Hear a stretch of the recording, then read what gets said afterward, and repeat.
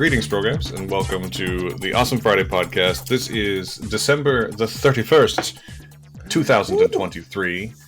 Yes. We're in the end of one year, our passage into the next year, and we're here to say to you, Happy New Year! And also Happy New count Year. on our favorite films of the year of our Swift 2023. My name is Matthew, I'm your host, and with me, as always, is Simon. Say hi, Simon. Hello. Hi, Happy New Year. Time is a human construction by which we use to measure entropy. I hope everyone's doing okay. You mispronounced that time is a flat circle. It's All right. Yeah, all right. Yeah. I'm okay. It's been a hell of a week, a hell of a month, and a hell of a year. So see you next year. See you later, 2023.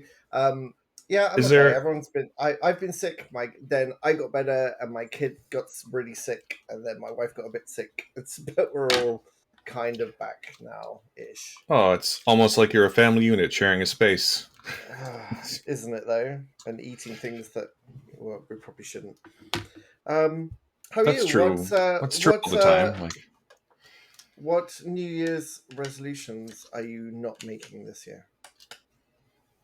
I don't tend to make New Year's resolutions because I tend to not keep up with them. So it's easier to have zero expectations. Easier to fail them right out the gate. Yeah, I mean, this year, 2023, I had a resolution to use my education to gain new employment, and I achieved that. So Yes, I'm sort of going. Well, I mostly achieved it. And so I'm going out on a high note. 2024, I want to, because I've been freelancing most of 2023, and it has been good. And 2024, I would like to find stability. That's my goal for the year, is to find some level of stability. I don't think you're alone in that wish. Yeah, and also, to watch a lot of movies and talk about them. I should have an interestingly more amount of free time, so any of our podcasting or publishing friends, if you need people to write or talk about movies, I should be a lot more free this year, and I would just love to come on your show and talk about movies. Yeah, you should hire him. He's good. He knows stuff. Unlike me, I don't remember anything. He's got a memory of literally everything. That's just not true, Steve. But no, I have two guest appearances booked on the Lambcast coming up in the next 2 months. That's good. I would like to find more paid writing work, which would be good. And like my long-term goal was to apply to get Rotten Tomatoed in 2024. So I don't know if that's going to happen, but that was always my goal. Oh, you paid writing in this economy, in this society? Come on. Let's be clear. I don't expect to find paid writing that pays my bills. But I do. It's a very wide spectrum. That's true. Yeah, and I do have a couple of places where I do get paid to write, and it's not very much, but it does feel a little better than getting paid nothing. Yes, I expect it does. I've got very similar aims. I probably going to look for something new to do with my day job, and I always want to write more. But this year, I think in 2012, I don't know if you remember, I didn't buy a single video game in 2012, and I just played what I had to see what it would feel like. And yes, the wonderfully titled Year of Living Gamelessly. It was worth it for the title alone, wasn't it? And I've got such a backlog now, and more importantly, I very much noticed this year that when I play games now, I feel nothing. There's my games of the year are the only games that I felt something in this year. In fact, my game of the year is widely derided by literally everyone. It hasn't appeared on anyone's top 50 list. It's it's an action adventure game called Wanted Dead that is not finished. It has the worst voice acting I've ever heard in my life. But it's like at some point the devs realized they were making a fever dream and just decided that they couldn't go back now, and they just sort of packed it with as much stupid shit as they could, and it's got the best combat system since Sifu, which I'm also playing on my Switch Lite. But I've enjoyed games called there's a climbing game called Jusant, which is a French word. Excuse my amazing pronunciation. Which is basically a it's very like Journey or Ico. It's very much a rock climbing game that where you sort of pick through this extant civilization, learning their stories as you climb this big mountain. And it's just I finished it last night. Absolutely emotionally wonderful. And there's the game I told you about called Chance or Sonar, which is someone going into multiple old bickering societies and trying to work out what they're saying because you don't speak any of the languages and you slowly decipher runes through repetition and through circumstance, and it ties very much into my job specialty as well. Hmm. So I'm enjoying those. So maybe play less. I've said to you earlier this year, I'm getting I get the feeling from movies now that I used to get from games. So I'm watching a lot more movies, even TV. But this year, I would really like to try and make an effort to try and watch more world cinema. Um, Mm-hmm. I'm going to try and keep an eye on the big releases in France and Germany and Denmark and Asia and just try and keep on top of that a little better because I feel like my viewpoint is very Western. Of course it is, because that's what I'm exposed to. And when I have, um, I've really got a lot out of watching a lot of international movies. And interestingly, my son's who recently watched the wonderful Beyond the Infinite 2 Minutes. He watched Godzilla Minus One with me, and he really wants to watch River, and he wants to watch more of this stuff. I think it's great to see his eyes being opened a bit by how incredible international film is. And one of my, in fact, almost my movie of the year this year is no, what was it? A French production with a German actress speaking English and French And German. Yeah. and German, and there's just a lot. There's a lot that international cinema has to say, and we kind of myself included, when you're growing up, you kind of see the Oscars as this worldwide celebration of film, and as you very intelligently put it, it's a local award show.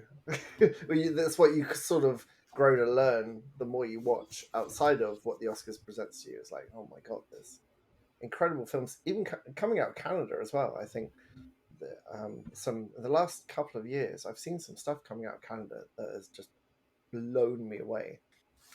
Some really good Yeah. genre stuff and some really good dramas as well. So I'm really grateful actually to you and to all of our if any of our film buddies are listening, I'm really grateful to all of you because I learned about these films through all you people who have free time and go to festivals and things that I'm not able to do for a multitude of reasons.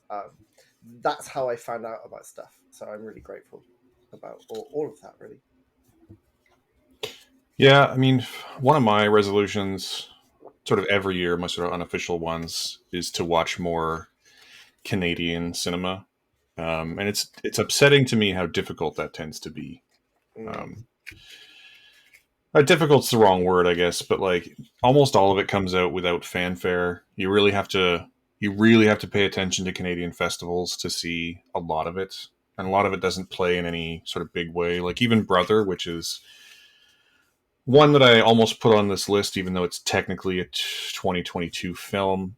Um, it got a wide release in the States this past year, but it didn't do hardly anything because it was such a limited release.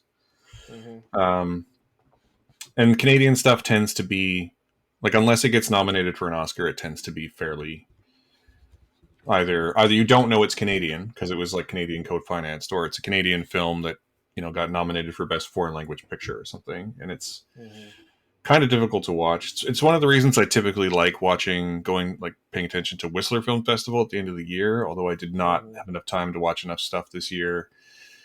It's always a good showcase for Canadian cinema. Um, mm-hmm. and I really wish I had made the effort to watch more of it in the past year. That's one of my sort of Mm-hmm. regrets for 2023. I think we did an okay Mm-hmm. job, but we didn't do Yeah. a good enough job, in my opinion. I think when we're both trying to work full time, we've both got lots of external responsibilities, and try as we've both learned in the past, trying to force it into our lives stops it becoming something we love. And Oh I think yeah. we're in a good place with it now. Like we're not like we always want to do more, but I think the balance has to be there as well. And I think we've both achieved that a lot better now than perhaps we used to. Yeah, I mean, there's years where I literally the busiest year I ever had as like a film person, film talking person, I legitimately burned myself out, and I had to take like Mm-hmm. 4 months off at the beginning of the following year, and I don't want to be in that position again. So, It's um, tough that sort of where you got to pimp yourself, you got to push yourself because that's where if you're doing it full time, as many people try to do, that's where the money comes from is pushing yourself and finding the opportunities, and it is exhausting, and you can't stop doing it. yeah, and there's also just a there's a fairly I'm going to use the word toxic, even though I'm not 100% sure that's the correct word. But there's a fairly toxic mindset among a subset of film people where like you kind of have to see everything in order to have an opinion.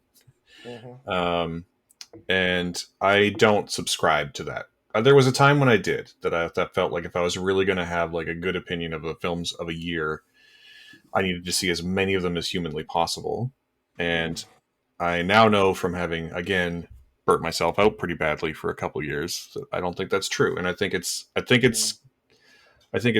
perfectly cromulent to see a subset of the films to get a good vibe, and ultimately whatever resonates with you. And there's definitely films that we're going to talk about today that we're not going to talk about today because neither of us saw them. That I wish that I had, and I'm sure when I see them they'll be good, but they're not going to be on my list because I didn't see them, and I'm much more okay with that than I would have been, say, even 3 or 4 years ago.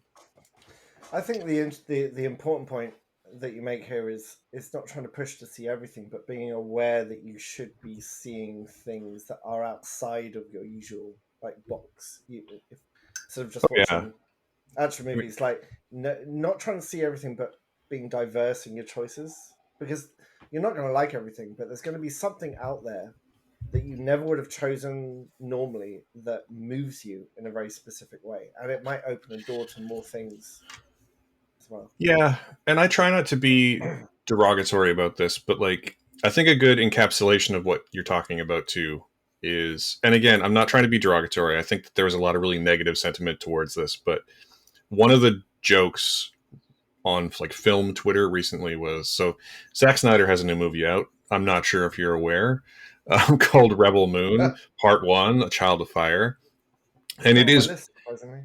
it is very nakedly an adaptation of the Seven Samurai. Um, but there was a joke that went around Twitter where like someone just remade the poster but titled it A Bug's Life.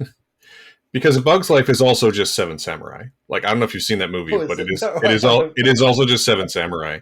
And there was a lot of people out there, and like so my reaction to that is, yeah, that's a funny joke. And also, have you seen Seven Samurai? Because I envy you if you haven't. You get to see it for the first time. But Hmm. there's a lot of people out there who are like, oh, haven't seen Seven Samurai, and like I feel like we need to see more. We need to be more encouraging of people to see more things. And Hmm. I'm sort of rambling, and I don't really have a point, but like the point is that like I want to see more things, and I want to, as you're aware, I've been trying to do the last couple of years. I really am trying to embrace positivity Hmm. where I can, and I want that person to see Seven Samurai and have their mind blown. You know, I don't want it to be Yeah, derision that they haven't seen it. I want it to be excitement that they will see it. yeah, right. I always thought that was weird. If you haven't seen a film, you're like, oh, you're not a real film person. Because if I meet someone who hasn't seen a film I love, I just want to be with them when they watch it. I want to be Yeah, in that room, and I get yeah. really excited.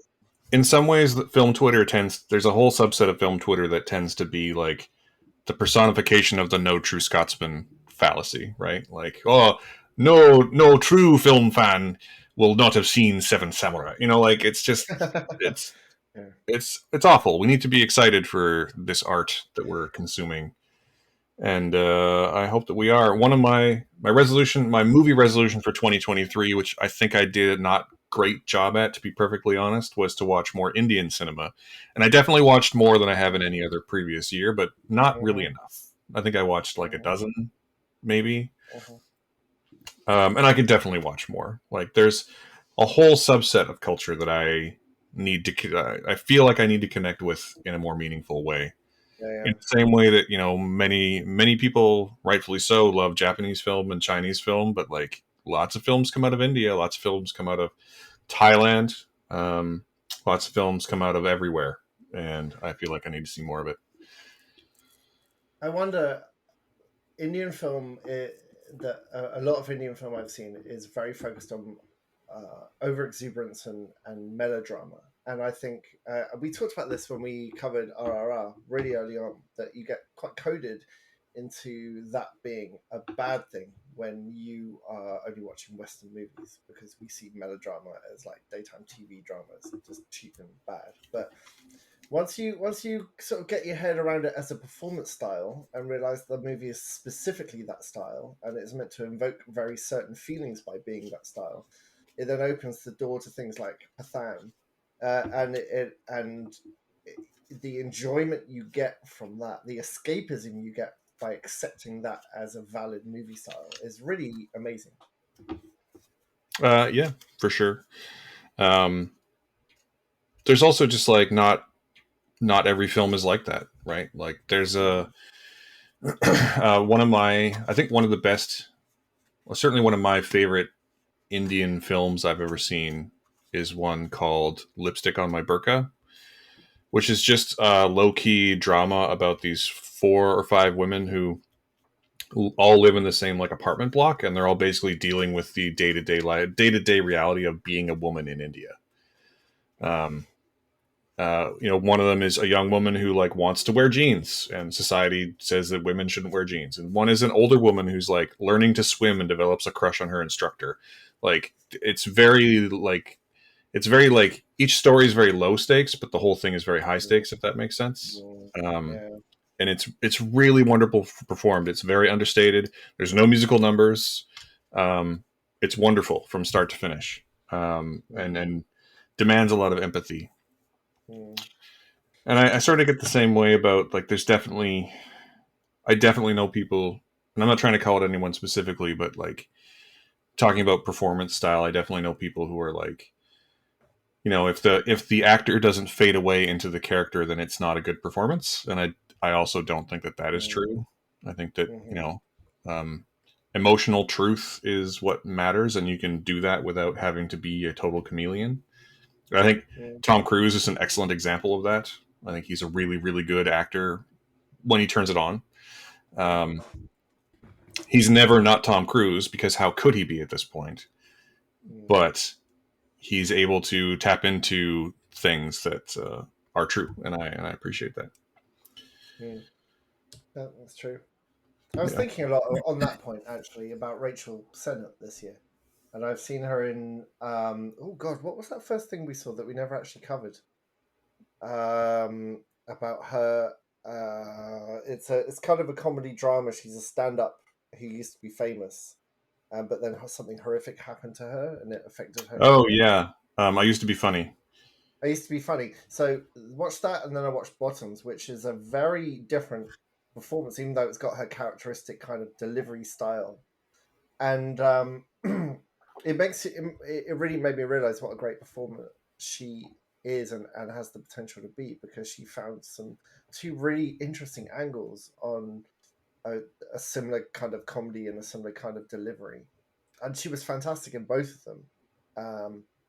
So she's not a performer that disappears in that sort of classic method style that is so favored, ridiculously so. But I loved her performance variety in those two films. I think she's really one to watch. I think she's really got something. Yeah, actually, Can you? I could say exactly the same thing about Io Edebiri, who's also in Yeah. Bottoms and who's also in The Bear, which I only recently watched, and turns out The Bear season 2 is pretty easily one of, if not the best season of TV from 2023. Mhm. I really Um, need. but she's in it, and the same thing. She doesn't really like. She doesn't disappear into it like in that classic way. She's a very distinct mode of like delivery and speech that is still present, but the role is very different, and she portrays it. Truthfully, it's interesting actually. As thinking about as we're talking about this, thinking about Natalie Portman's character in May December, who, to be clear, is very toxic.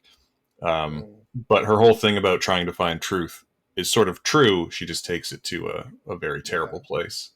Mhm. In the same way that like the Jared Letos of the world take method acting to the worst place. Oh, you had to say it, didn't you? It's not even method acting. Oh my god, that guy. It's I can't. That's not even. That's That's not. not even. Yeah, I didn't mean to trigger you there. That's Do you know what? Do you know what method acting is, which I find really interesting? Because it's not Bradley Walsh refusing chairs on set, and it's not Jared Leto sending rats to people. It's Christian Bale was on set with someone. So it was an interview with someone with Christian Bale. It was someone like Brian Cox. Brian Cox is famously vocally anti-method, and or it might have been Denzel. Like Denzel talked anti-method as well. Anyway, I think it was Denzel in the recent round table, and he said that he was on a movie with him, and method acting for him is just to keep the voice between takes when they'll look at each other's like family pictures and stuff. And he said he stayed in the voice of the character, but not the character of the character, just to mhm. keep the voice like warmed up. That like he found his element. That's part of method acting. It's not walking around pretending you're the Joker offset. And Christian Bell, like there was that big thing in when he just Terminator Salvation where he shouted at a crew member because the crew member was playing around while he was doing this dramatic scene, and everyone's like, "Oh, it was an overblown actor." But that I'm totally with him on that one because the whole thing about method acting is getting your headspace right in the dramatic moment, and any distraction from that kind of like diffuses the whole thing. It takes the pot off the lid.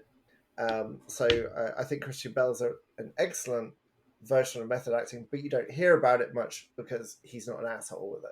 He just does it very quietly for himself, Well, and and Jared gets all the press. and also like when Christian Bale exploded, it was sort of A, out of character, and B, like this guy was doing something. It was a lighting guy, if I remember, and like by that Mm-hmm. time when he was trying to do the scene, they would have called quiet on set and Mm-hmm. all Oh of the yeah. stuff to make that person stop doing things. And it also, I think, like the recording was pretty.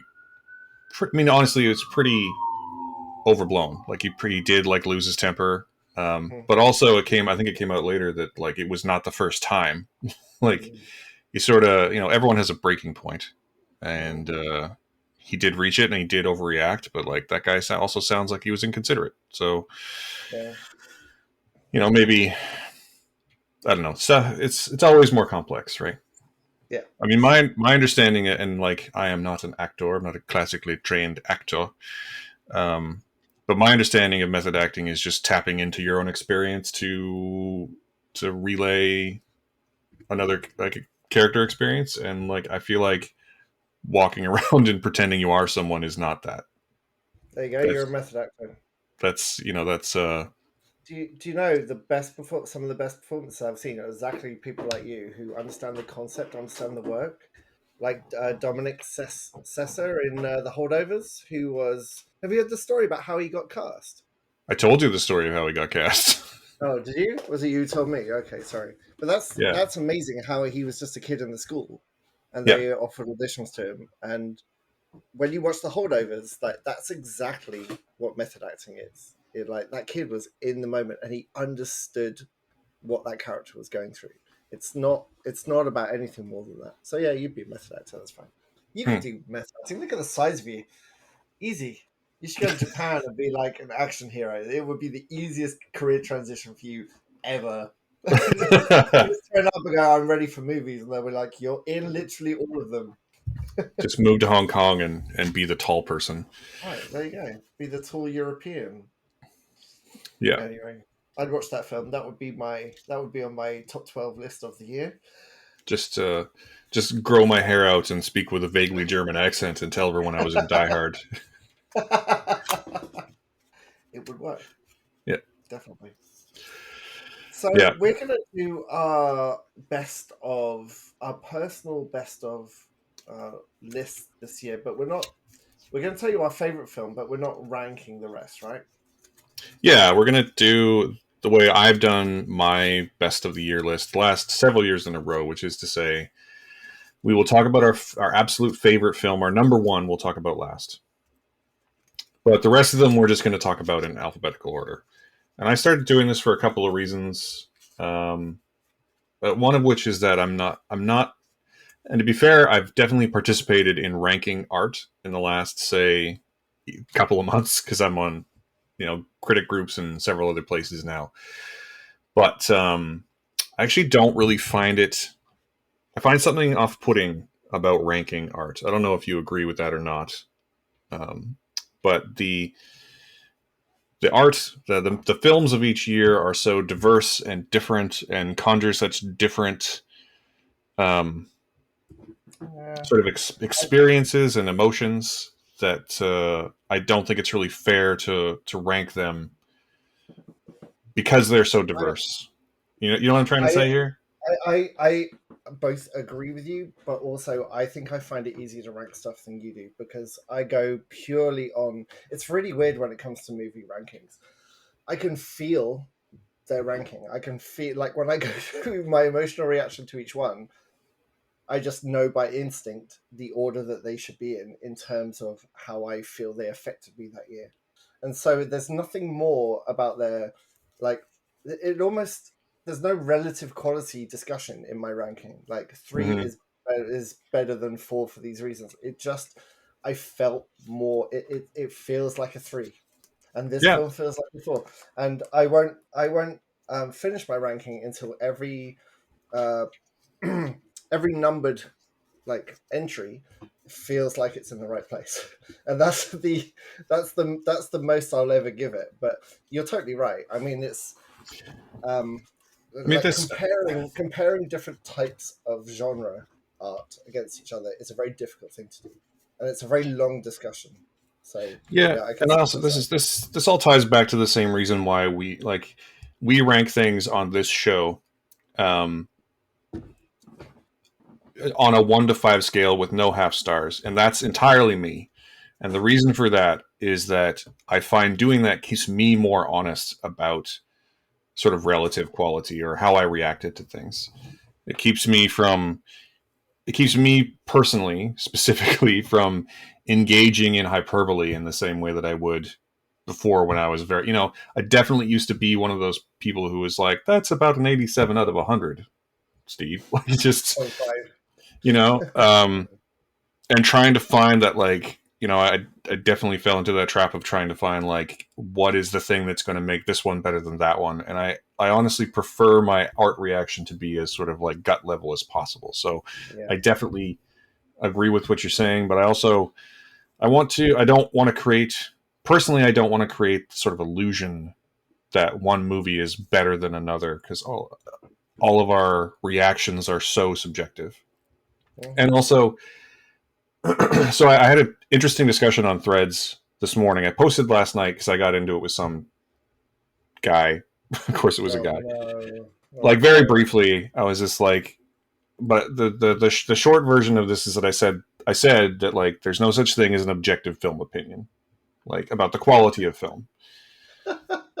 Oh This no. this Oh this no. this thread is like getting some minor amount of traction right now, which is nice to see. But someone responded to me to that this morning, saying that, like, that they reject the objective versus subjective because there's people who will take subjectivity to the point where they don't care about anyone else's opinion, which I actually thought about it for a good, like, 90 minutes before I responded, because immediate not my immediate but my considered response is that those two things are the same thing, right? That taking objectivity to a terrible degree and taking subjectivity to a terrible degree are the same thing because they both belie a lack of openness and empathy to what they're experiencing, right? To other people's experience, to other interpretations, to any real discussion or introspection about the art that they've experienced. and that's basically why I don't want to do. That's why I don't like doing rankings, because I don't want to create the impression that one thing is better than the other, and that's why I try to frame when I do these for myself. Anyway, I try to frame, like, I always say that this one is my favorite, not the best. Like, it's my favorite, not the best Mhm. of the year, and I choose Mhm. that language very, very deliberately. Mhm. Yeah, interesting point. Yeah, I don't know. Maybe I'm a crazy person, and maybe I just don't want There's to do it. some. But There's definitely room there for failed technique if you cut between three angles and your actor's in three different like positions. If your continuity is bad or if your lighting is bad, these are objective qualities. But the counterpoint that I can already make to that is take Jurassic, the first Colin Trevorrow Jurassic World. mhm. There's a like my response to that was that it's technically really bad. There's a lot of editing and shots that I think are really bad, but it in terms of what's the quality of that movie, there's people that really like that movie. I know you really like that movie, Well, and I it's don't got really like that nothing. movie, but it's really fun. Right, right. Fun is the most important thing for me, absolutely. So, but it almost becomes like the objectivity of the failed technique becomes a subjective quality in the end. As to I choose to let it affect my opinion of that film, even though I consider it to be an objective failure, it's still subjective in that it has affected my enjoyment. Whereas you're like, it's fun, it's dinosaurs, like, and it's or globes rolling down hills and stuff, and so both of them ultimately are subjective opinions. There we go. Yeah. That's the universal truth. Well, and I also try to say that, like, I very clearly tried to say that, like, there's no such thing as an objective opinion about the quality of a film, as in Mm-hmm. like its narrative and such. But I mean, you can definitely say that, like, oh, that was sort of a bad. You can't even really say that, like, that was a bad edit, but you can say that, like, oh, the lighting was off, or oh, maybe that line delivery wasn't great, or Mm-hmm. there are things you can be objective about, like Mm-hmm. there are this many frames, it was this long, and it isn't. It's, I don't know. This is a longer discussion that we don't have time for right now. This is Dakota's Dakota. I love you. We love you. Your reaction when I told you I wanted to watch out of all the Bonds, I would watch Moonraker. Just your piece. Because yeah, Moonraker is objectively, if you want objective, there's no such thing as objective, but it is not viewed as a good Bond movie. But it's so much fun, and when I'm watching a fun movie with my kids, that's the highest priority for me. So yeah. Yeah. Anyway, we're a Um, half hour into our hour show, and we have a that's not dozens of bad. movies to talk about. So let's just Good get thing. on with Like, this. all right. It's been a good discussion, but so I'm gonna say, Simon, I've seen your list, so why don't you take it Mhm. and just sort it alphabetically, and we'll Okay. go in alphabetical order as best we can here. Um, Uh, let's see here. Uh, all right, okay. so I'm now alphabetical. awesome. So let's start talking about the best films of 2023. And do you want to start us off? Choose one to start us off. Well, um, in the words of Sesame Street, the first letter is A, and so my first favorite movie of the year is almost my top favorite movie of the year, which is the astounding Anatomy of a Fall. Um, about the trial of a woman who may or may not have pushed her artist husband out of a window, and that's it. And it Mm-hmm. is like as I've talked about technique that annoys me uh, has a flip side, and that's technique that leaves me like jaw on the floor, absolute full of serotonin because I'm watching someone who is using the technique of filmmaking to tell a story in a wholly original and incredible way. And it's not just and within that, we're talking about the editing, the sound, the acting, the script. Just this movie from beginning to end blew me away. And honestly, I don't even like courtroom dramas, especially. I love 12 Angry Men, but I'd struggle to tell you another one that I like. Um, and this film is so good at not being a stuffy classic courtroom drama. It is so immediate. It just the every angle in this film is so intelligent and not showy. Like it doesn't feel like it's showing off, but it just places you at the center of everything, every conversation, every cross examination, every look left and right. It doesn't pull away from characters in a short reverse shot, sometimes just to let you see their reactions. And it doesn't even have an ending that you would call conclusive. And yet, it's so incredibly satisfying and brilliantly acted that I would never have watched this movie out of choice, and I'm so glad I did. Just Well, you're incredible. welcome, because I Yeah, made you this watch is it. what I was saying earlier. Like, I need to be massively influenced by people who know more than I do. It's really astoundingly good that this the actors can go through multiple languages as well and still be effective. It's mind blowing, and also one of the best child performances I've ever seen. And Yeah, the kid is really good in it for sure. I used to teach kids that age to act, and this kid like absolutely gets it. Like incredible. I really hope that he has a career in this, and that someone shields him and helps him make good choices because he's brilliant in this. Everyone's brilliant, and it ultimately kind of hangs on the kid's performance in the end, really, as much as the mother's performance, and that's a very dangerous thing to place on a child actor, and it was just incredible. Yep, this was on my list as well, and for all everything you're saying here, I think if Sandra Hüller gets nominated for a bunch of awards this year, she'll probably be nominated because she was in, like, the nominations might say The Zone of Interest, which is one of the films I missed. Um, but it'll also be because she was in this, because she's so phenomenally good. Um, there's a We talked at length about this on our episode about it, but there's a scene in the middle that is an argument between her character and her character's husband that is the most gut wrenchingly raw and truthful and relatable argument that I think I've ever Mm, seen in a film, and it yeah, is just wonderfully performed. And that's like the tip of the iceberg with the film. It yeah, also does a really great job of interrogating just one thing that sort of courtroom dramas are sort of not problematic, but they definitely do the thing where they're like, court gets to the truth. Like, the reason we do this is to get to the truth. And this movie sort of takes that idea and says, no, no, we don't. Because mm, at the end of the film, you don't, like, it's never really revealed whether she did it or not. The court makes a decision based on the evidence and testimonies, but you still don't know. You still never gotten to the truth. It really turns the whole idea of truth on its head, which I really appreciate about it.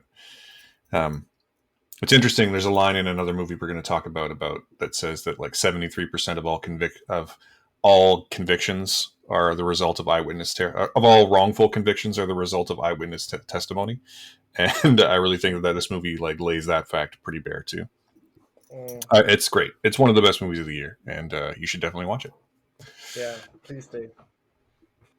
So we're gonna move on. I'm gonna go with another A movie. I think this is one. I know this is one you haven't seen, but it's actually one I just saw literally last night. It's the last film from 2023 that I will be able to see in 2023, and that is Andrew. And I'm gonna mispronounce his name, but I believe it's Haig. Anyway, um, starring Andrew Scott and Paul Mescal and Jamie Bell and Claire Foy. All of Us Strangers is one of the most emotionally devastating films I have seen this whole year, and I don't know how much you all know about it. It's really presented as being this sort of queer romance drama, but it's also a fantasy film about a man who's. It's not actually really ever clear if he's speaking to ghosts or going back in time, but he's also. Well, what? Yeah. I didn't get that Um, at all. yeah. So the Sorry, whole I the haven't seen whole it. So yeah. the whole setup is that the main character Adam, who's played by Andrew Scott, is doing research. He's a scriptwriter. He's doing research. He goes back to his hometown to like he's trying to write some coming of age thing. It's pretty clear, or at least heavily implied. And he goes back and he goes to his hometown, and then he sees a man who he feels compelled to like follow. And it turns out this man is Jamie Bell, and Jamie Bell is his father. But his parents died when he was 12. So he's either gone back in time or he's interacting with the ghosts of his parents. And he keeps going back to his hometown and interacting with them, while at the same time living this lonely, sort of very isolated, lonely existence in an apartment building where he's the only tenant that's moved in. And he meets Paul Mescal, who he forms a relationship with. It is so slow and so tender and gentle and such a wonderful examination of grief and loneliness that I I I sort of regret having told you anything about it. Um, it's definitely one for the ages. Andrew Scott is such a compelling performer. He is able to do so much. He makes so many amazing internal acting choices. He does so much with just body language. There's a wonderful scene where he's talking with Claire Foy, who plays his mother, and he's able to finally like come out to his mother because they died when he was 12. They didn't know, at least not for sure. And she's got this like 1980s sensibility in her, and him interacting with her in that moment is one of the best acted scenes of the entire year, I would say. Um, Not only like and her as well in that scene, trying to balance the like 1980s sensibility about homosexuality combined with just love for her son, combined with like, and her main thing that she comes out with is that she's like, aren't you lonely? and and his whole response is that not because I'm gay. And it's really really affecting. It's not going to be for everyone maybe, but I found the stuff, especially the stuff with the parents, especially the very last scene where he spends time with his parents, devastating, and but in the best way possible. And I cannot recommend it enough. That sounds great. He is, as I said to you last night when you were watching it, as someone who has studied acting for a long, long, long time, I watch him and I'm just like, I can't get over how amazing he is in everything. And the choice, like we talk a lot about choices like, that the actor makes from moment to moment about what the character is doing, and it's completely like transparent. He completely. I don't know anything about Andrew Scott. I just know him through his characters, and he is so buried in them, and he's so naturally in them, and I can't get my head around how he even does it at all. Mm-hmm. Hey, it comes back to that thing. He seems to be completely open in a way Yeah. that few achieve. One of my favorite all-time TV moments is the moment in Fleabag season 2 when he catches her talking through the fourth wall and turns and looks through the fourth wall at us, and it is like one of the biggest jump scares ever made. It's Mm-hmm. incredible, but yeah, he's brilliant. I Yeah. is this film knowing me as you do? Is this film going to break me? Um, Should I watch this film? I was maybe. Uh, Not in the same way that I think my actual favorite of the year will probably break you because I know you haven't seen it. But Yeah, it is like the if you have any stuff with your parents, it might right. basically. And if you've ever been lonely, it might.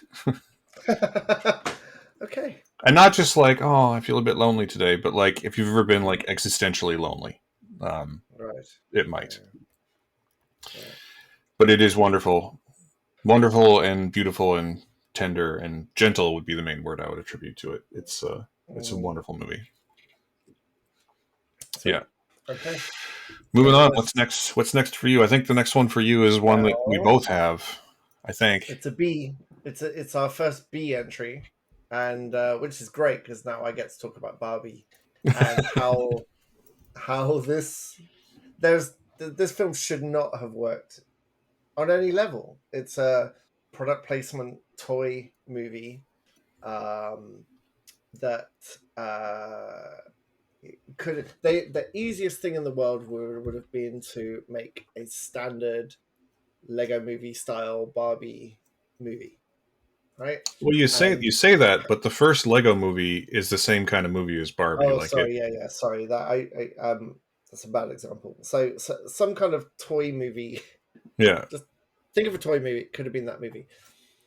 And honestly, hats off to Mattel. Mattel's the biggest toy maker in the world.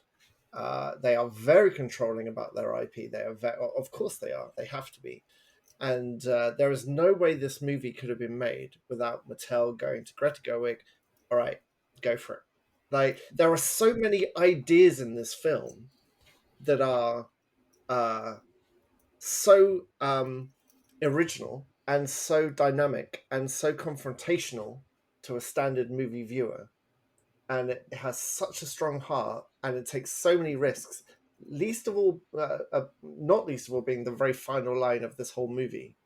Like they Mattel, I would not have been surprised if they read the Gerwig script and gone, well, that's nice, but you need to reduce it by like all this subversive stuff needs to go, and we want more like just knockabout humor, right? Just give me more of this.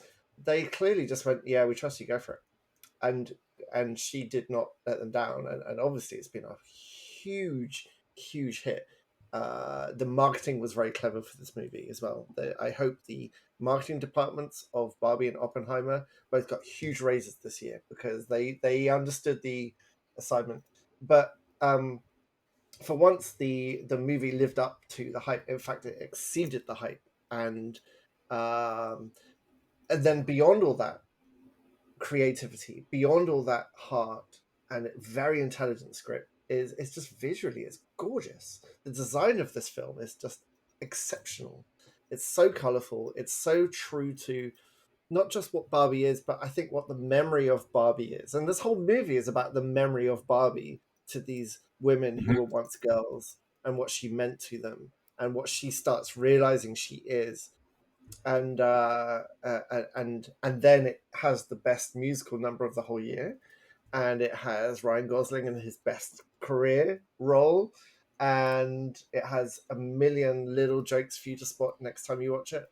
And I also I loved. I've never seen really America Ferrera in anything, and she's one of the standout performances in this, and she's the heart of this too. And her daughter, played by the actress who I love, and I can't remember the name, and you're going to tell me. Ariana Greenblatt. Thank you. Who is, man, keep an eye on her. She is one of a number of young actors, female actors, who are going to be they're big now. They're going to be huge stars. So this film really came together. And so my only worry at this point is how are they going to fuck it up for the sequel? And Oh, that's it's easy. They're going to learn all the wrong lessons. yeah, I just I just hope they say to Greta Gerwig again, okay, we trust you, go for it. Even if you don't get it right, because she's going to try and do something else with it. Even if you don't get it right, I think the worst thing that could happen is Mattel's like, oh, we've got this property. It's now a property.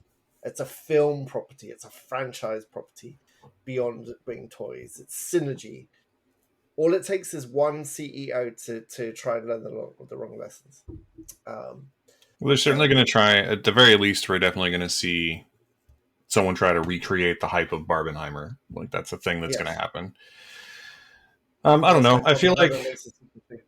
I feel like the Lego Movie comparison is apt because the Lego Movie is another one that like should have just been a product placement, but actually sneaks in Mm, this story mm, about like the connection to the toy and how we need to remember that it's something to be played with and something to be shared and can build relationships and all of this stuff. And I don't think the Lego mm. Movie 2 is quite as successful, but that Yeah. also became a story about, at least it tried to be a story about like aging up with it and connecting not with a parent but with a, and the first one is about connecting with the father, the second one is about connecting with a younger sibling, and So my worry is that it's going to do one of two things. One is that it's going to just abandon any pretense of being anything more than just a toy movie, like you're talking about, Hmm. Hmm. or it's going to try to do exactly the same thing again and not be as successful at it. And Yeah. that's honestly the better of the two, I think. But it'll still be Lego. kind of disappointing if the second one is just the first one over again, because this one is legitimately great. Like if I was doing a ranked list, it would be near the top. Hmm. I'm happy every time I see it up there. It is so much more than it could or should have been. Um, and it's really elevated by everyone involved clearly giving a shit. Like clearly giving a shit in a deep and meaningful way. And Hmm. by Greta Gerwig and Noah Baumbach writing a really wonderful script. Um, and yeah, you're right. It's about the remembrance of Barbie. It's about the how we interact with the things that form us in the same way that the Lego Movie is. And Hmm. I adore it. I adore every frame of it. And honestly, I think it might even be better if they just didn't do any sequels. They definitely will do Yeah. sequels, but it would be better if Yeah. they just left it as a one and done. Yeah. No, I agree totally. Good. Okay, what's the next one on your list? So for Barbie's on my list. So the next one for me, we're jumping all the way to D to talk about the wonderfully fun, maybe the most fun I had in the cinema all year, Oh, so Dungeons and good. Dragons: Honor Among Thieves. Oh, Which, if you want a popcorn movie, is easily the best popcorn movie of the year. Clearly understands and captures the. I think what really makes it for me is that it really understands. Uh, what am I trying to say? It really understands what it's like, what it feels like to play D&D. Um, it really uh, does. and it's just fun, man. Like it's perfectly cast. Chris Pine gets most of the emotional heavy lifting to do, and he more than exceeds the task. You have a couple of young up and comers, Justice Smith, who I will basically watch in anything at this Mm, point. so good. He's brilliant. And then you have wonderful, like late stage. Wow, Hugh Grant as the turncoat villain, and I I cannot tell you how much I'm enjoying this phase of Hugh Grant's career, Yeah. doing all kinds of interesting, experimental, weird choices, and but this one in particular, which is just an inversion of his sort of '90s persona as the Mhm. lovely, stuttering good guy who turns out to be a villain, is wonderful. Um, So And good. then, like, for a movie that could easily have devolved into being just a huge mess of CGI soup, it doesn't do that. There's a lot of thought put into most or all of the digital effects. Mhm. Um, there's a lot of practical effects, but then there's a lot of big CG moments that have tons of detail that have clearly had a lot of thought put into them and have been made with a lot of care in a way that lots of other big movies this year didn't. And Mhm. I think I loved basically every frame. And if that's not enough, you also have Regé-Jean Page saying "gently to you, good sir," with a perfect deadpan Shakespearean cadence. It's amazing the level of care that's gone into this movie. And then it Yeah. also sneaks in like a nice little story about like sticking true to yourself and true to your morals and doing the right thing and caring about people. It's wonderful. I loved it. I loved it a lot. I loved it way more than I expected to. Written by the nerdy guy from Bones. Who'd have known? Yep. But the who absolutely knows all the minutia of what makes Dungeons and Dragons so hilarious to play. There's so many in jokes. There's so many funny in jokes in this movie, Hmm. uh, um, and a nice nod to the cartoon show that I loved when I was growing up. It's just so Hmm. much fun and it's so well made and it's so satisfying as a payoff that the whole thing just pays off beautifully. It's great.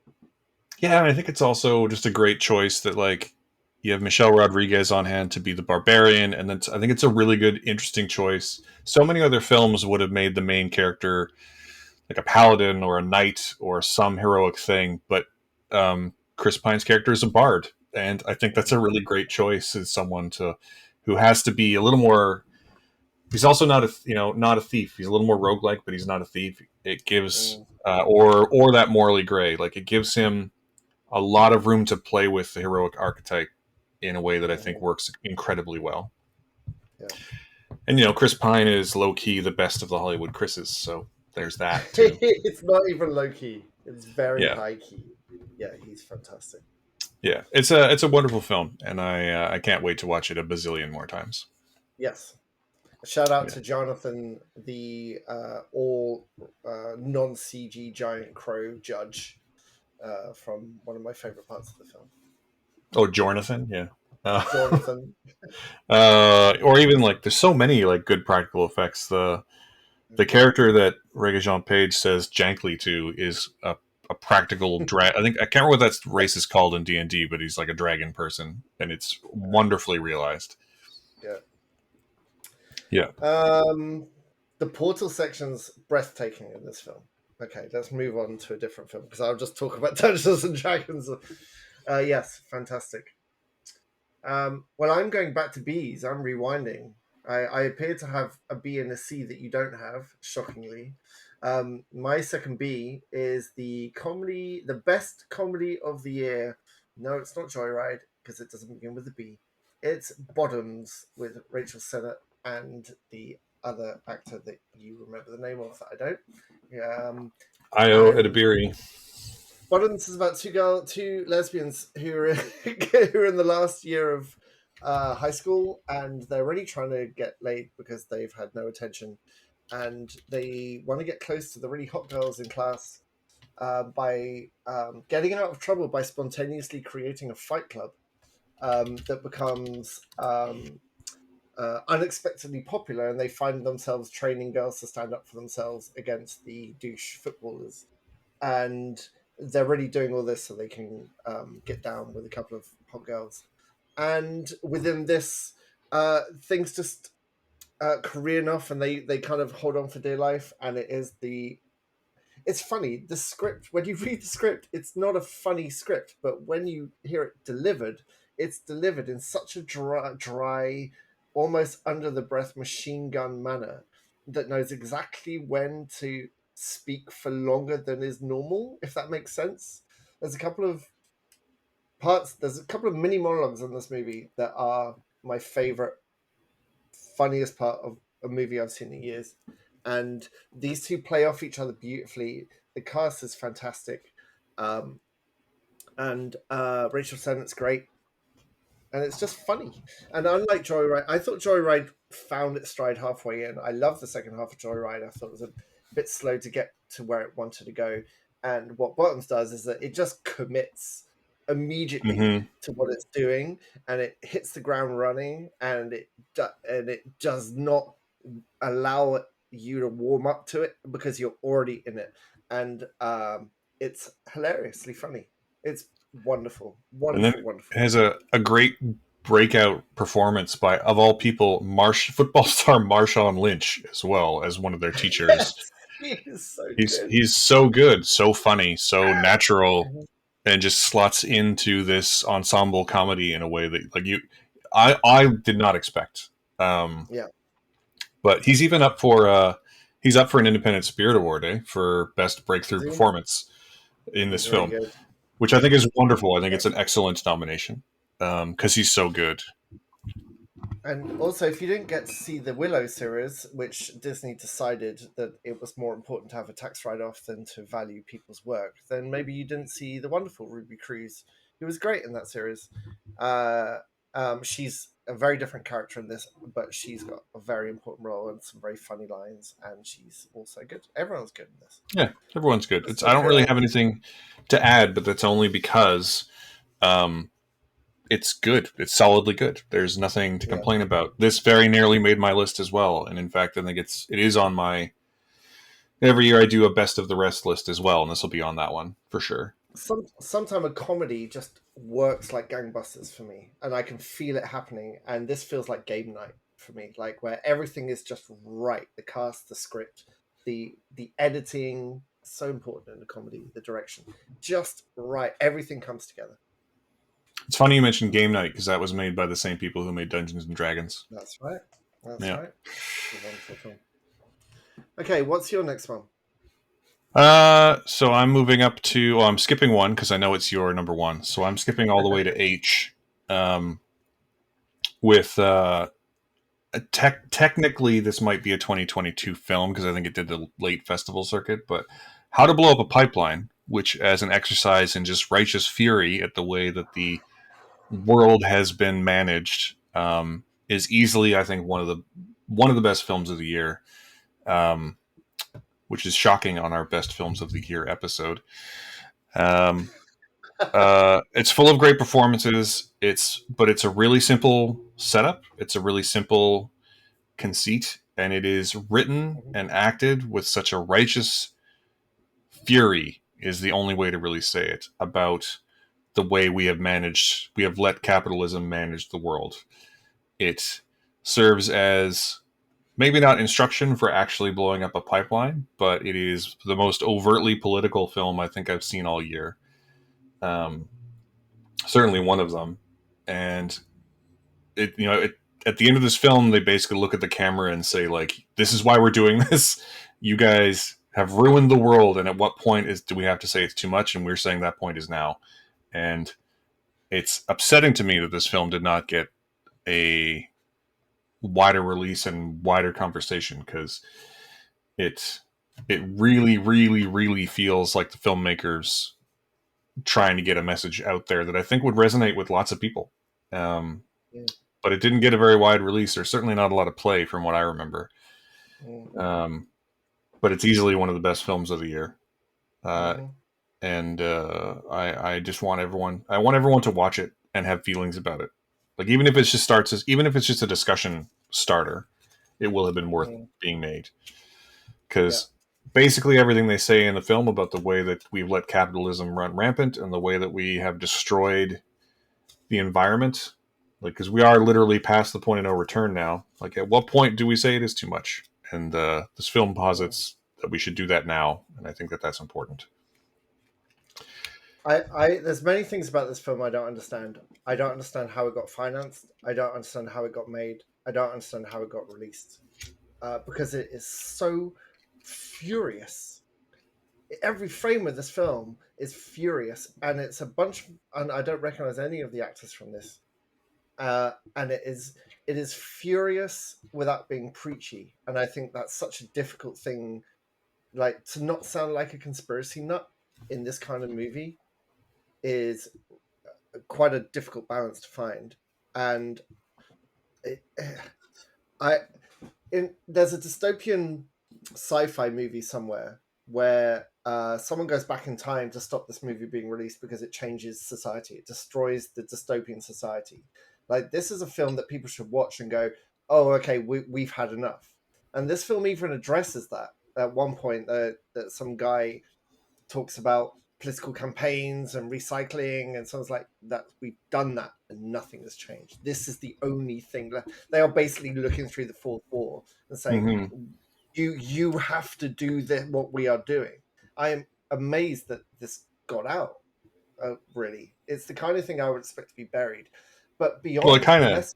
kind of was right. Well, Like, I suppose so, but even at all, like, even for anyone to see it, because it's a dangerous film. uh, for the people who are in control of all this. And it is, but beyond the messaging, it's brilliantly made. It's brilliantly written, and it's edited in a really interesting way in that it kind of unfolds things that we don't know about at the right time mm-hmm. that they do, in a kind of, like, I'm going to make an Ocean's 11 parallel, but only because there's things that we find out at the end that the cast already knew that we didn't, that kind of fits everything together and is very satisfying. So as a structural thing, it works very, very well. But as a film, I just finished this film and just felt like this is a film that is trying to literally change the world. And I think the more people see it, I, I don't know. It's an incredible film, and I've never seen a film so actively furious and just fucking done. Yeah, And it's incredible. yeah, it's excellent, and it's I think I really read as a person living through this what we're living through. in terms of the environment. I think it really resonated with me for all of these reasons. Because I think anyone who's paying attention is probably angry, and feels Yeah. powerless. And this film literally Yeah. says, "Well, you can take back some of the power." Um, Hmm. Obviously, offering a pretty extreme example of that, but there's things we could all be doing differently, and they're not just recycling. Because 70 something percent of all carbon emissions are from 100 companies, not from people. So it's we really need to change the way we do things. Hmm. Yeah. Hmm. I don't know if it Yeah. makes me angry that we haven't done anything, or angry that, probably speaking, without a real revolution, we probably won't. But it makes Yeah. me angry in an empathetic way. I. And this is a bigger conversation, but like we are past revolutions now. We have both the 1984 and Brave New World, and like we are under control and too distracted to do anything about it. I mean, And we're people we're are afraid. actively headed towards being in Mad Max One. So Yes, yes, yes. yeah, Uh, okay. right. My next. Let's move on to the next one. Please watch How to Blow Up a Pipeline. Please, please, please watch that film. So this is probably the only one that you're going to disagree on. This is It is. my. This is a C. This is Gareth Edwards' masterwork, The Creator, which is Rogue One, which I would have Rogue One's babies. I watched Rogue One again recently, and it gives me full body goosebumps to watch that movie. Rogue One was so bloated and kind of tapered off with too long a third act that they had to bring in Tony Gilroy to basically with Gareth Edwards to tidy up find a conclusion, to tidy up some threads and make a more a bigger finale. And the creator is Gareth Edwards on his own, so it is overblown, and it kind of the third act peters out a bit, and it's incredible. This is like watching Blade Runner in the 80s when everyone's like, oh yeah, that's pretty good. This is the movie in 20 years people can look at and think this is a standard for science fiction. The CG work is don't give me the Chris Evans face. The CG work is incredible. The design work is incredible. The messaging, I love the messaging, but I really like sort of father figures protecting kids in danger. Like, okay, that's Really? my weak spot. That resonates That's with my you? but also, I am completely in love, and I texted this to you recently, at how Gareth Edwards shoots space, and I mean like dynamic open space. I don't know what he does with his lenses. In fact, there's a really, really interesting making of article about this film, about how they used to keep the budget down. They basically didn't use CG unless it was absolutely necessary, and they didn't use CG backdrops. They just went to a place and shot live, and then did CG over the top of that to reduce the CG because it's cheaper, obviously, to shoot in these big, like 35 mil frames, and it just looks incredible. None of that sort of Mandalorian fake backdropping. What do they call that? The volume, capital Hmm. V. It just looks like you could step into it, and it's kind of all over the place, and it's kind of a scrappy, and it has a scrappy-ish ending that you see coming a mile off, and I adored it. I adored it from beginning to end, and I came out thinking, this is the next step in science fiction movie making. Um, I, I so totally yeah, get why you. Yeah. this is the only film on our list that I think we disagree about, and it's more to the point. I don't think it's bad exactly. I just think it's fine. Um, I agree with everything you're saying in terms of the way it's made technically. I think there's a lot of really important lessons that Hollywood could learn here about how to do things. Because, and we're going to talk about this again when we get to I Know You're Number One. Mhm. But this film was only made for something like $80 million, and it looks better than basically any other film this year with any Yeah. kind of large budget.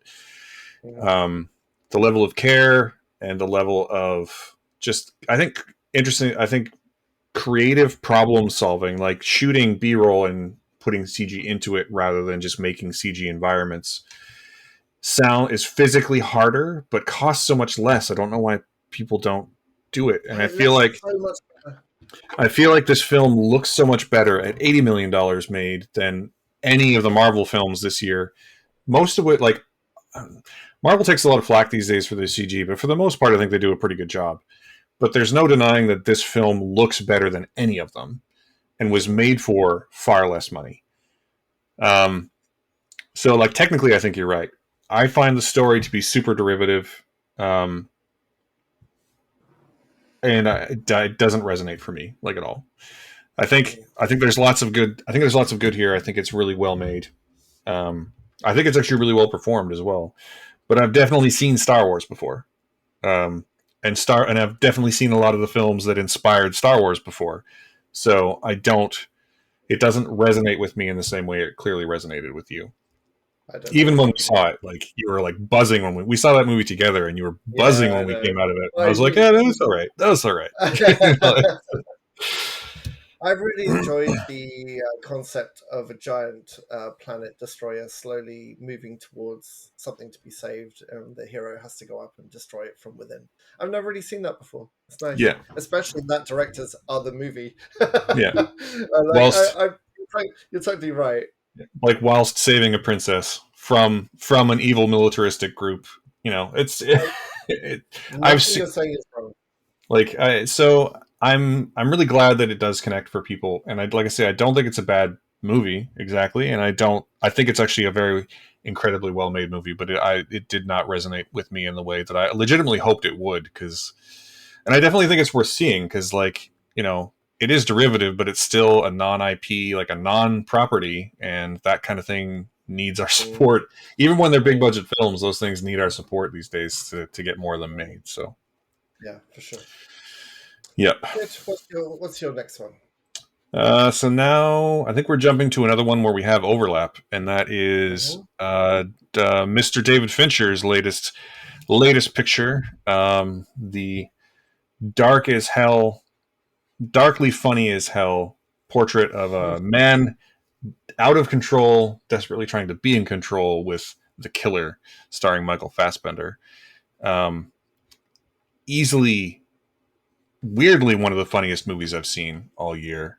I think another amazing turn from Michael Fassbender, who is so good at threading that needle of near sociopathy. Um, I don't really know how to talk about this movie anymore. I've talked about it so much that it's so wonderfully performed. This film also has one of my favorite acted scenes of the year, and it's just a brief conversation between Fassbender and Tilda Swinton. Um, Mm, but the reason this film works, I mean, we could talk a lot about David Fincher's aesthetic, his lighting style, his sort of cinematic voice. But the reason this film works is that Michael Fassbender is playing the main character, and Michael Fassbender is so good at portraying this man who, on the surface, is I am calm and cool and collected and in control and know exactly what I'm doing at all times. And underneath is a writhing mass of tentacles of fury and frustration and anger. And portraying those two things simultaneously is a real feat. And I think he's mhm, wonderful in it.